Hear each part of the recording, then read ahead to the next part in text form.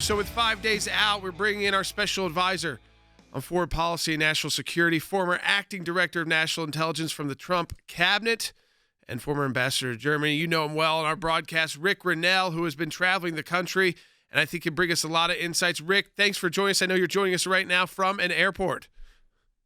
Yes, I'm in Milwaukee, Jordan, and on my way to Detroit, and working hard. Going to be in a different state every day till Election Day, trying to push hard for Donald Trump. I was about to ask you, Rick, where you were heading next. So you're heading next to, so you've been in Wisconsin, I know, for a few days, then heading to Michigan.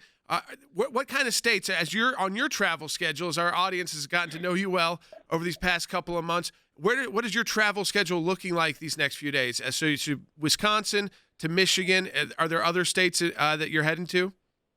Yeah, then I'm going to go to Minnesota and then finish the last 2 days in Pennsylvania. I'm going to do the western side in Pittsburgh and then also go into Philadelphia. So the last 2 days, really, I think the important focus of Pennsylvania. I think President Trump is looking pretty good in several states, and it may just boil down to Pennsylvania. And so we're trying to be as focused as we can with the message that President Trump is a president who is an outsider, working hard for the people. I see working class Americans like never before coming out and supporting the Republican Party, and I love it. I've waited a long time to actually have a president who appeals to the working class of America. And I think, today's job numbers, for instance, a huge spike in the economy is just reflective of what Donald Trump does best as an outsider, as a businessman. And he's going to focus the economy. And if we want to improve the economy after this COVID crisis, we're going to need to have a president who is a businessman. Yeah, I mean, we got record GDP at 33% announced from the last quarter. I mean, this is historic numbers, even in the midst of COVID. So for the gross domestic product to be at that point. But, Rick, you brought up something I think is very important. I know our audience are fired up about this. I told them today, I told them yesterday, they've got to make sure they voted, make sure their friends vote. This is that key time where you don't want to be there on Election Day and say, I forgot to do this or I ran out of time. Get your plan together, figure out the rules in your state, make sure you know when you're going to go. If it's raining, bring a raincoat. If it's snowing, bring a jacket. But you brought up Pennsylvania, and I think it's very clear that we look at the polls every day. We see polls that are tightening, and I think that's fair. That states like Pennsylvania back in 2016 were won by half a percentage point. They're very close, and I expect them, likely, Rick, to be very close again, which will really does depend on not so much what's happening nationally, but who is got the most encouraged, who's got the most excited support base that's going to come out and vote regardless of what the weather's like that day, with COVID concerns and things like that, to show up on Election Day. Yeah. And remember, Jordan, the way that we won Wisconsin, the way that the president won Wisconsin in 2016, the way that the president won Pennsylvania in 2016, is that he went and appealed to Republicans, conservatives who are already leaning to vote for him. And instead of making counties red, he made them blood red. They came out in huge numbers. I think that we have to look at the appointment of Amy Coney Barrett as just another sign of what President Trump will do.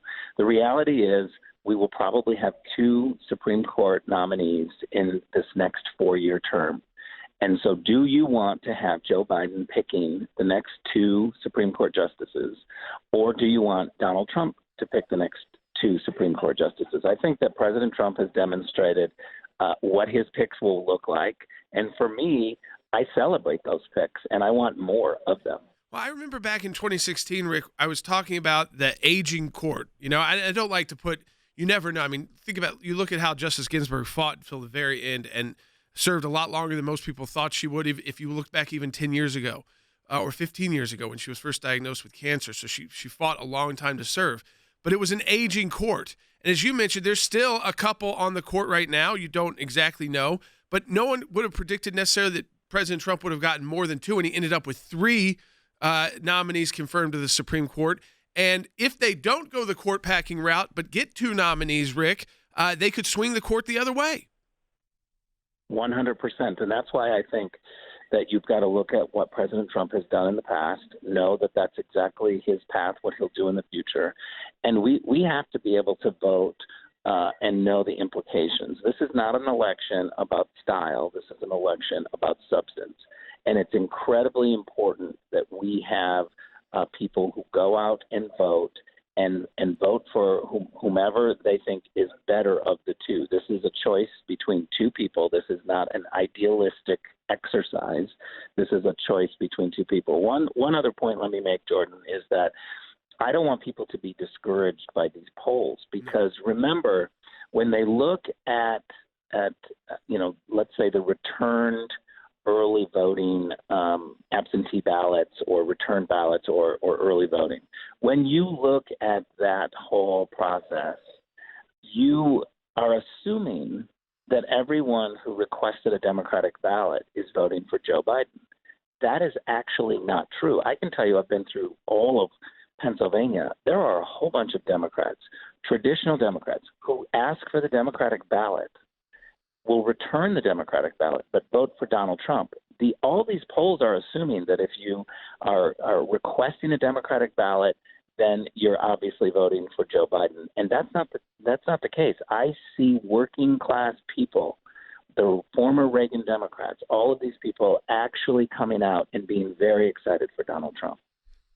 Yeah, and Jordan, we saw yesterday, or not yesterday, last time, we even saw Bernie supporters. A lot of them were fed up the last election and ended up become Trump supporters because they didn't like the Democratic Party had made this decision for them. So I think Rick is right, where you see even people from the farthest end of the spectrums who will come together because they don't like where their party is headed and what their party is doing.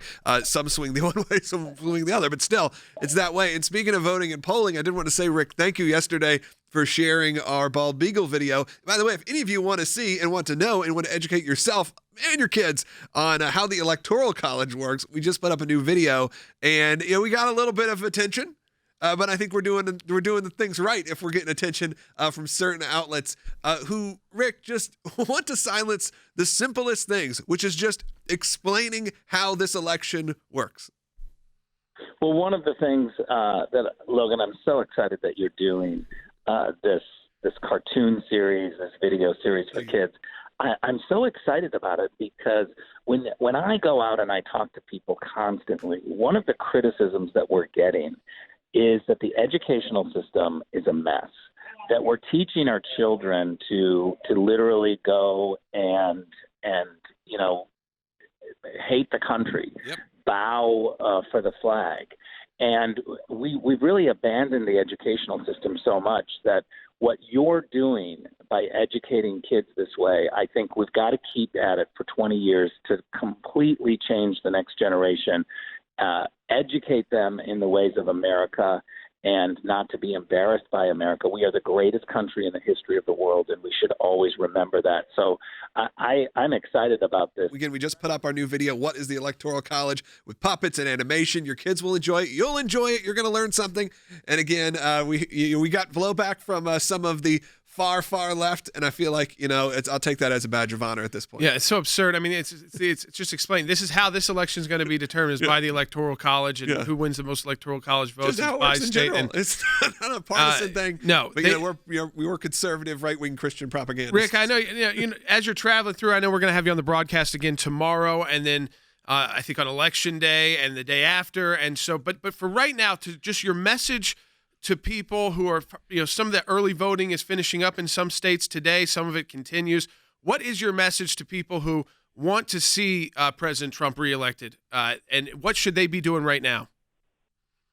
What I would say is that you have to understand that President Trump is the outsider, and everybody on the inside in Washington, D.C., who've been there for 40 years, 45 years, 47 years, they're desperate to get somebody in Washington at the White House who plays by their rules. Their rules are not what Americans like. And so I think it's really important right now to make sure that we're voting for the outsider. Donald Trump has had our back for 4 years. We now need to have his back. We need to make sure that this is a strong vote for capitalism and for America. I think the reality is that what's happened to the left today is a really scary place. They're trying to defund the police. They're trying to tear down America, and we got to stop them. All right, folks. Ric Grenell, it's always awesome to have him join us.